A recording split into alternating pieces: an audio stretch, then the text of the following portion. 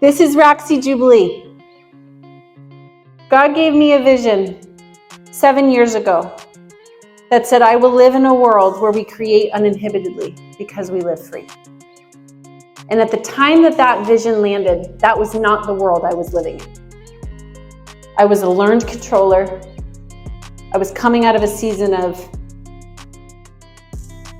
following any lie that would lead me any place other than the truth. I had then chased money. I looked like I had it all together, but I was not free. And my vision landed of a world where we create uninhibitedly. First of all, I didn't even know how to spell the word. So we'll start there. I still don't always know how to spell the word. And actually, when the tattoo went on my arm the day that I got sober, it was spelt wrong on my arm before we tattooed. No. Which would have been perfect. I honestly would have rocked that spelt wrong. But that day when that seed was planted, it was not the day that it harvested. It was not the day that it harvested. And she, again, was one of those God-breathed moments. I had had 3 kids at the time. This is when I'm starting to live in a world where we create uninhibitedly. And I'm pregnant with our 4th. And one of the things with prophecy that you learn as you begin to prophesy is that generally you actually don't speak to genders of babies and specific dates.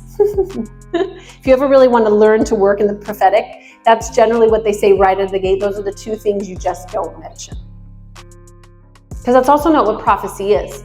Prophecy is a calling back to its original state. That's what prophecy is. It's prophesying what God already put on the inside of you, what He's already done. So it's a call back. It's not fortune telling. So anyone who's prophesying and fortune telling, that's not what prophecy is. So it's a call back, and then it's a foretelling, which means I'm going to cause my future to happen. I'm going to cause it to happen. Well, when I was pregnant with our 4th, I actually had someone tell me that I was pregnant with light. He actually used the word light. And he said, this is a little girl.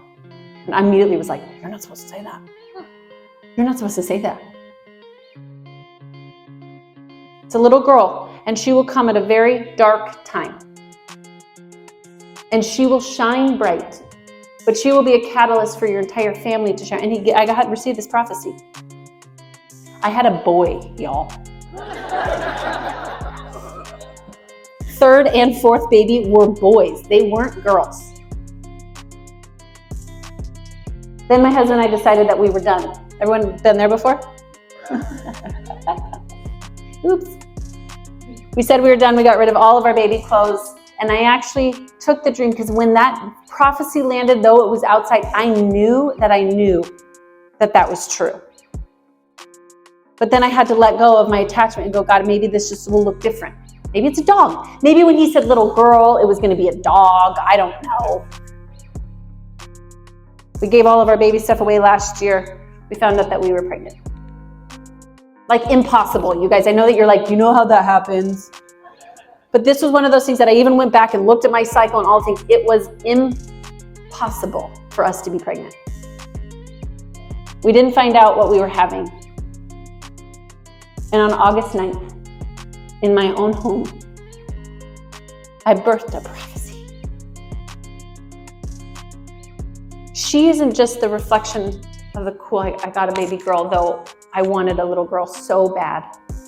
But her name is Roxy, which means shine bright. She's a catalyst for our family to shine brighter.